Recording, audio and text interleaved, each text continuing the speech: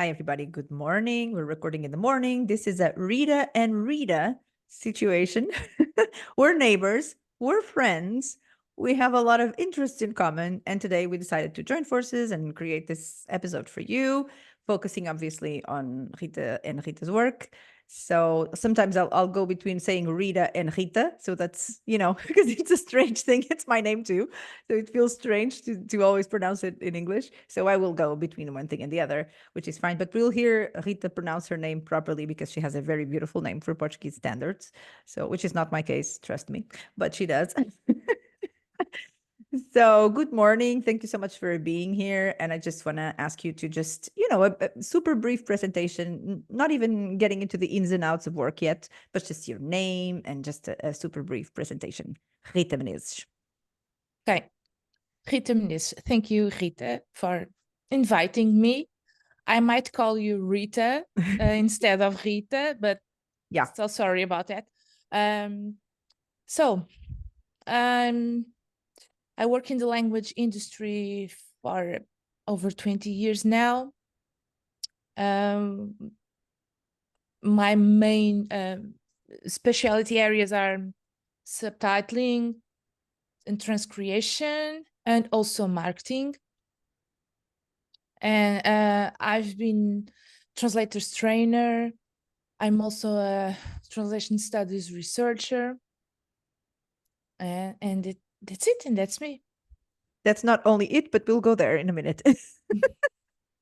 Okay, so when did this whole language thing started? So was it when you were already in college? Were you in school and you were like, oh my God, this is what I want to do? So when did you know, or when did you decide that languages were going to be your life? In high school, I had a subject called English translation techniques. Yep.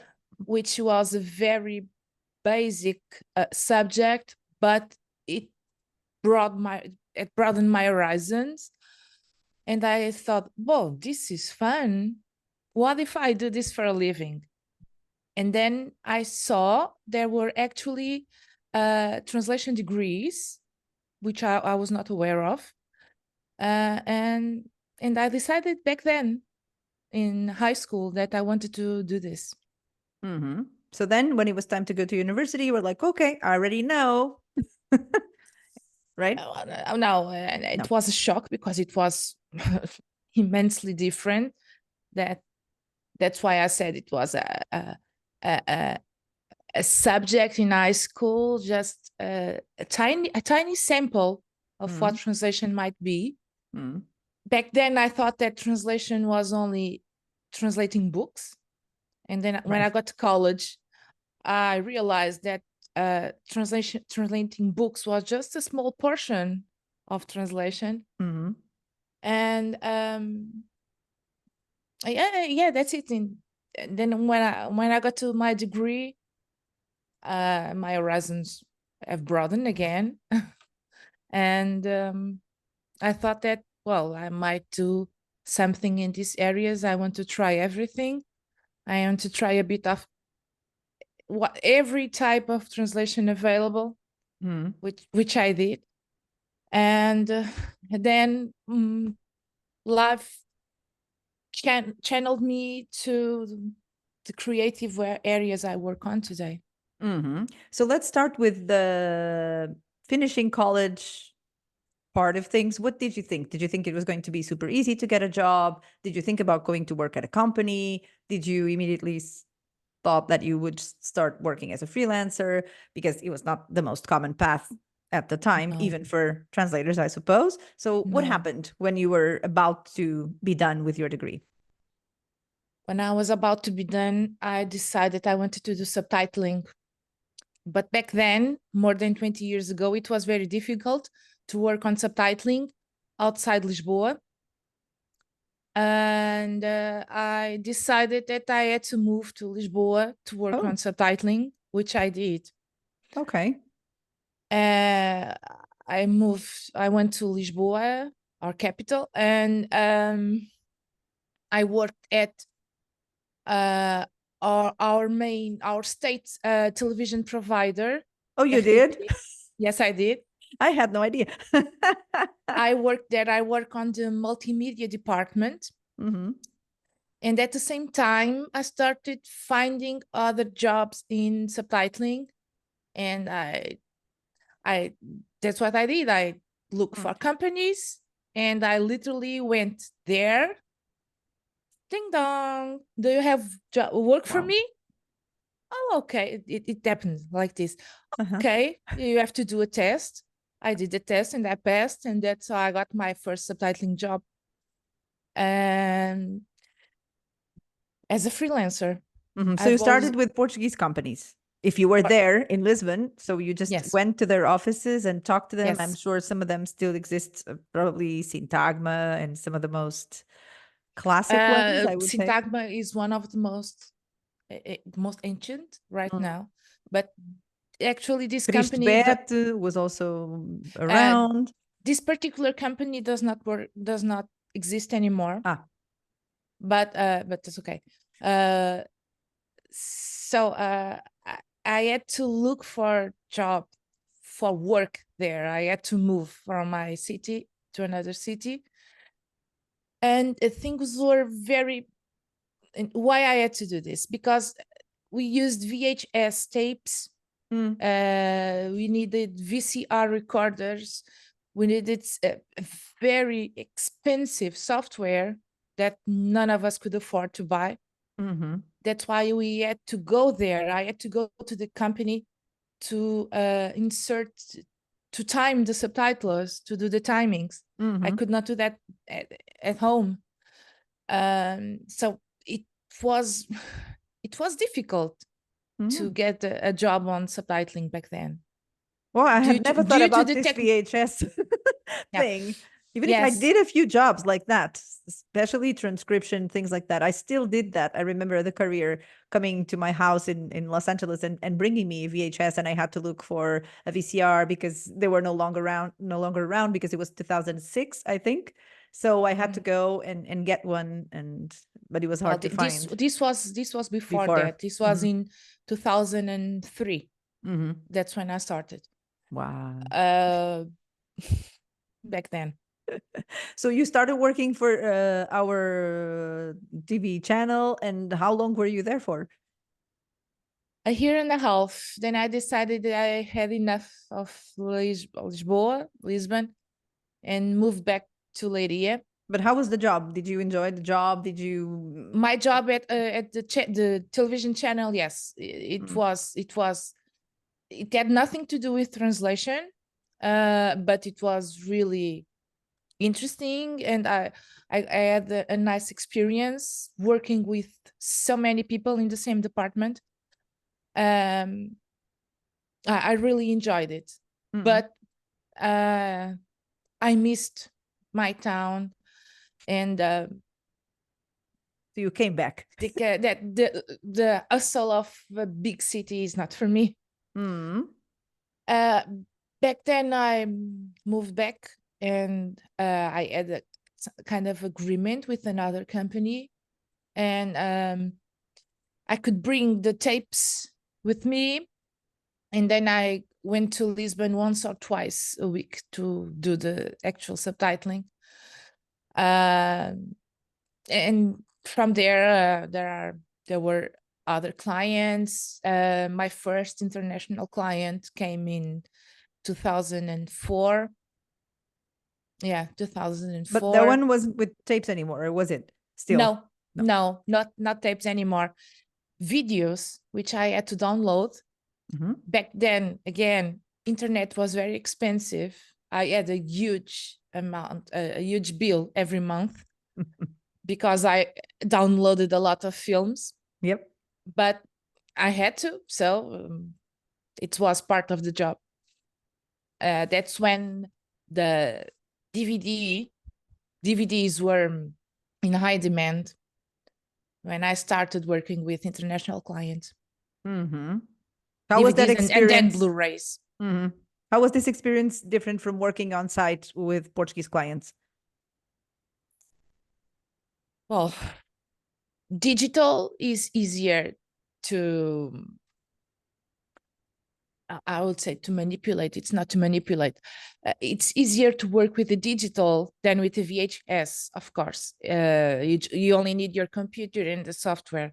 But the subtitles weren't integrated in the movie, right? There was no software for that. No.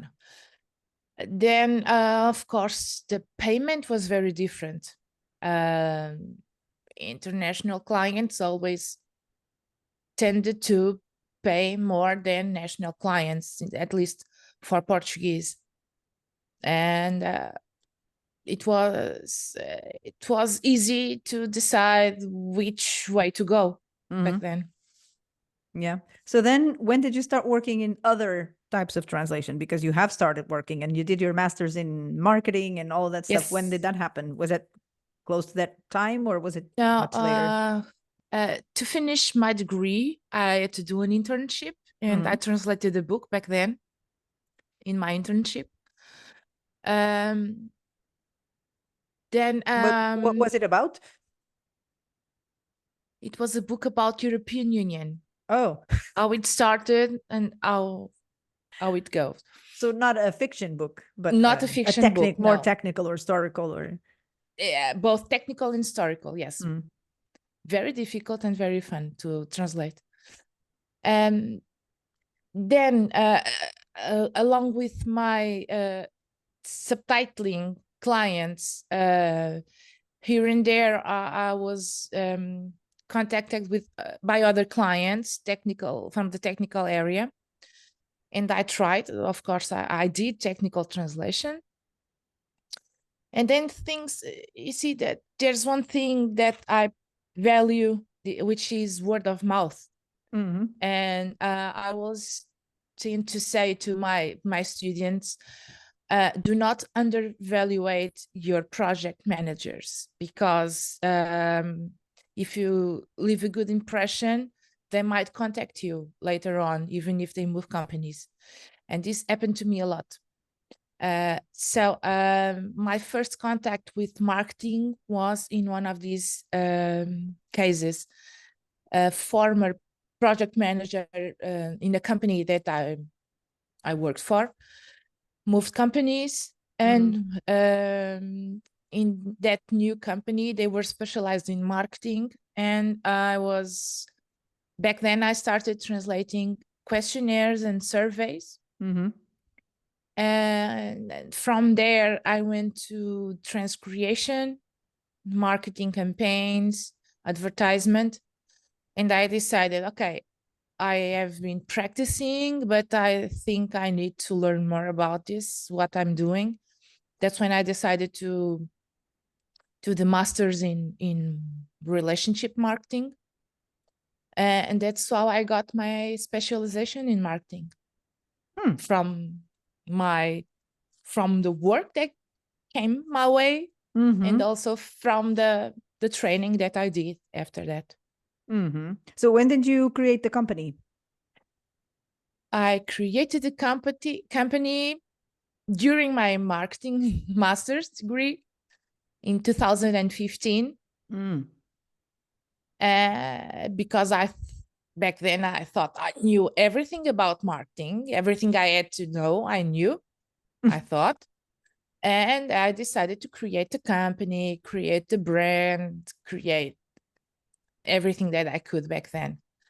And also I created the company because it has revealed more profitable for me than being a freelancer. So both things combined, in terms of financial, my financial situation, and also my visibility desires, you can call it that way. But something else happened.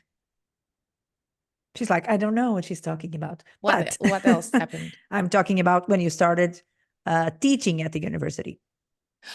It was at the same time also. That's what I thought. That's what I thought in chronological terms, that would be sort of the time. Yes, in 2014, I was starting writing my my master dissertation, I had the baby and I started teaching. It was all in the same year. And yes, I started teaching at the Polytechnic University in Leiria. Translation, well, I thought technical translation, multimodal translation, and translation theory to Portuguese and Chinese future translators and interpreters. What do you mean Chinese? Why Chinese? The degree is in Portuguese Chinese. That's where I started. Oh, yeah. Okay. I don't speak the No, language. of course, because you were the translation teacher, not the Chinese teacher. Yeah. Yes. So how was that experience? It was a very fulfilling experience because I finally had the chance to teach what I knew and to give back what I've been receiving for all those years with my teachers and my colleagues and my experiences.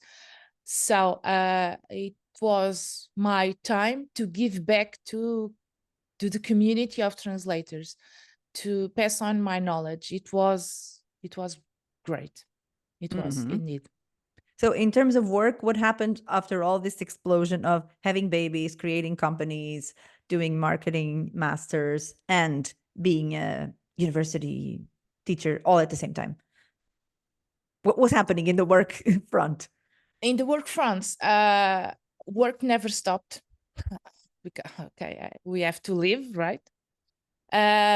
Work never stopped, and I tried to juggle everything the best way I could. I think I actually did a great job. I thought it was so great that I decided that after my master's degree, I had to continue. And then I enrolled in a PhD. And the craziness went on with the PhD. So what about the research? Did you immediately start researching for your specific dissertation for the PhD, or did you do other research work before that? Or in parallel with that? No. In my PhD, we had mandatory seminars and we had the optional seminars. And in all my seminars, I decided that I want to do research that had to do with my main research interest, which was subtitling and revision. And all my works and all my research that I had to do related to those seminars had something to do with either subtitling or revision or both. So I started channeling my interests and my strengths, my efforts, yes, and my strengths to that interest. So when you decided on your dissertation title and theme and all of that, what was the process? Did you already know what you wanted to go for because of your experience, or did you have to like look for subjects that were more focused on something? Before enrolling in my PhD, those last couple of years, I have been doing a lot of subtitling revision and quality control. And I decided that I needed to learn more about it. And when I went to look for something, for papers, for books, whatever I could get, I found that there was only one paper on quality control and subtitling revision back then. And I thought, this can't be. I need to learn more about this, and what can I do? Perhaps I could research this topic. Perhaps it would be useful not only for me, but for everyone who works in subtitling and quality control and revision and whatever. And when I did the application to the PhD, I had to write a motivation letter And in that letter, I already mentioned that I wanted to research subtitling and revision somehow, because I found a research gap, and I wanted to bridge that gap somehow. And I think I did. Mm-hmm. So what is this dissertation about? This dissertation is about revisers. Who are they? What they do, how they do it, and why. What is behind their decisions?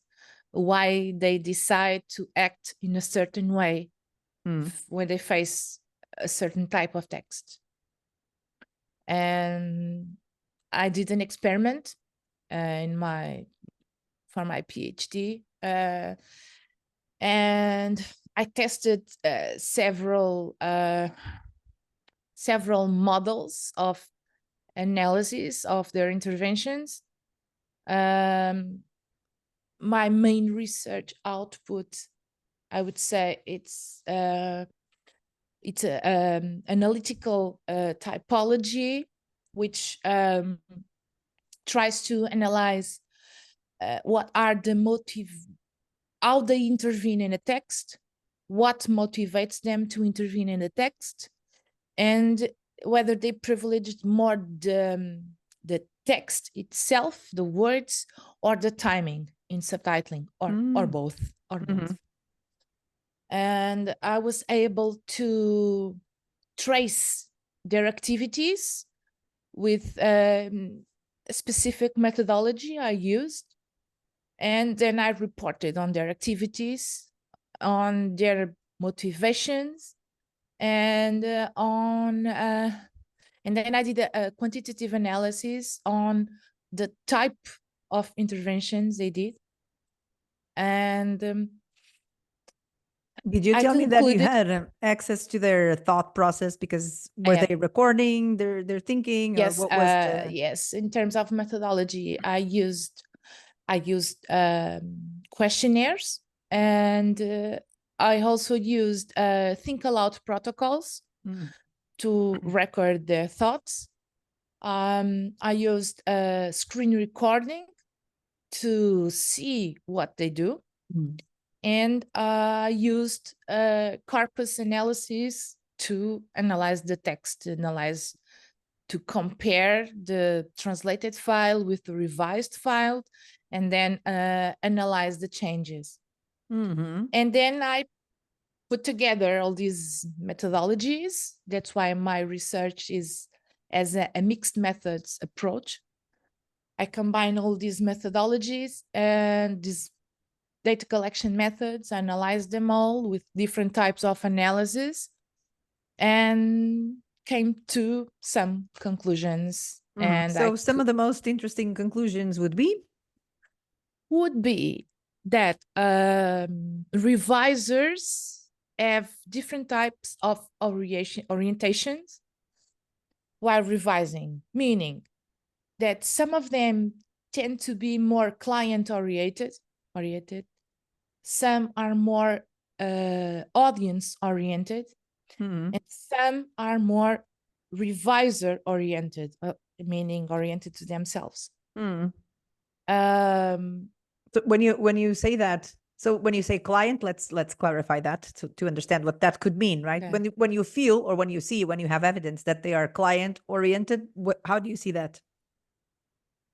They tend to value client guidelines and client brief above everything, meaning that they tend to fulfill everything that client asks, irrespective of that being a prejudice or not for themselves and for the audience. For example, if a client asks you to be very specific in terms of in and out times, some revisers are actually very specific and amend everything that has to be amended in terms of timing, even though that would translate in a more effort for them and a more time-consuming task Mm-hmm. that sometimes is not paid well. Mm-hmm. When you equate the effort the reviser puts in the task and the output of that task. Mm-hmm. So Mm, then the audience, what is the consequence in audience experience? the consequence in audience experience. Sometimes this type let me tell you that tell you about a specific case, like for example timing subtitles to short changes. For example, there's sometimes there's a difference of 1 or 2 frames, Mm-hmm. and the reviser, to comply with client guidelines, amends all those instances where there's 1 or 2 frames, Mm-hmm. a delay or something like that. Mm-hmm. Sometimes the audience might not notice. So it would be okay to leave those. Right. I see. But okay, so it depends on the file. It depends on each case. For example, because if it starts with a short change, you cannot start a subtitle before the short change. So in that particular case, you need to be very specific. Mm-hmm. But sometimes you don't. In other cases, so sometimes my conclusion was that even though you want to perform exactly as your client wants and pays you to, which is okay and correct to do, Mm-hmm. that means effort that is not paid, that is not compensated Mm-hmm. for the in terms of audience benefit and Yeah. reviser's benefit. I see. Makes sense. So when you feel that the reviser is more audience oriented is when they kind of When they kind of, for example, irrespective of guidelines, they try to produce a text that is they believe is the best possible text for the audience. For example, in terms of reading speed, mm-hmm. They tend to make adjustments or make amends that make sure the viewing speed of the subtitle is comfortable enough for the audience to read and comprehend the message without impair their viewing experience. Mm-hmm. So, for example, I found a case where a reviser in this experiment, there were several subtitles with high reading speed. This particular reviser decided that there would be no subtitle with high reading speed, and they make sure that everything was okay in terms of timing, but without care too much about the 1 or 2 frames between the subtitles or adjusting in and out times. And then there was a group of revisers who tried to be more efficient, meaning they try to be very fast in their process, amending what were blatant errors and also minor errors, but for example, not amending those 1 or 2 frames where needed. Mm-hmm. So they decided to privilege their effort and try to balance what they give in terms of effort, revising effort, and try to balance that with what they would receive in terms of compensation for their effort. So to sum up, this means that and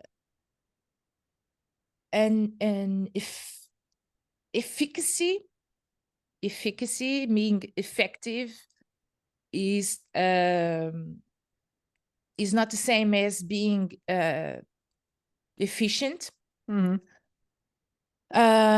Sometimes you are efficient, meaning that you do what we have to do, that is amending errors, but you are not you are effective, but you are not efficient. For example, if you take too long to do that. So in subtitling revision, we need to look for a balance between efficiency and efficacy, which is not easy to get, but it's the only way to proceed if you want to keep including revision in this workflow, in the subtitling workflow. And I guess there's no way around that, I suppose, or it shouldn't be that way. There are things that could be done to improve efficiency. For example, if the rates would raise, it would be they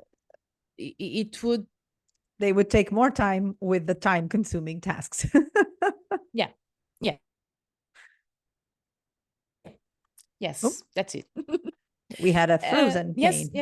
Yeah, of course. That makes sense, right? So people, it's a huge motivated professionals with fair rates can produce better results. And that's true not only for subtitling revision, but for everything in life, right?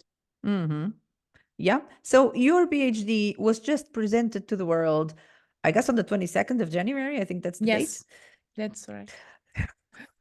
So it's a brand new thing, right? So have you had the time to think about what your career is going to look like from now on? Are you already thinking about new types of research? Because I know you're very interested in research. Are you thinking about, spending this year being more out there, putting your work in the world? So what's the plan for this post PhD era?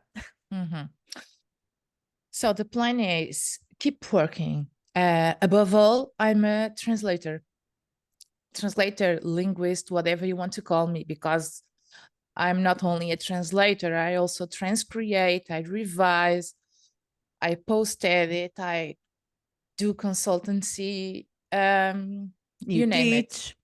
I teach, you name it. So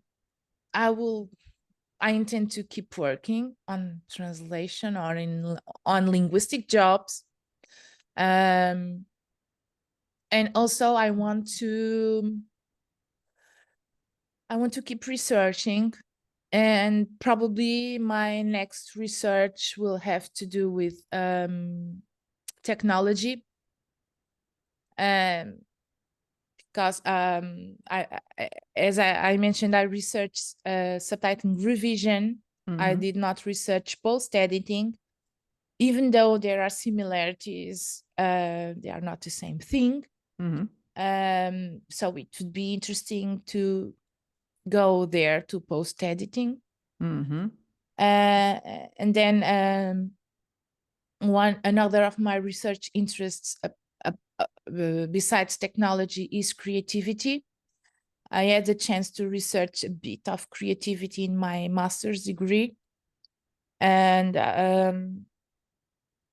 so probably I will combine both somehow. I'm not sure yet. But right now, I'm trying to do something more with my thesis.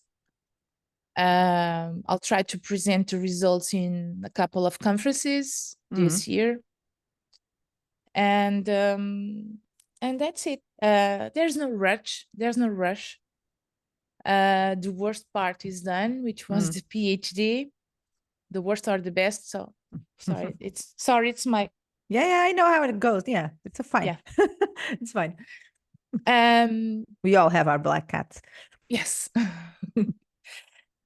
And so I'll take things slowly with no rush and having fun above all, because discussing these issues is very, it's great.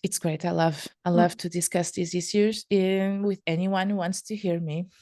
So, which will happen in May. I think you're one of the people who's going to be speaking. A lot of my friends are speaking there, so I'm considering going because like lots of friends there.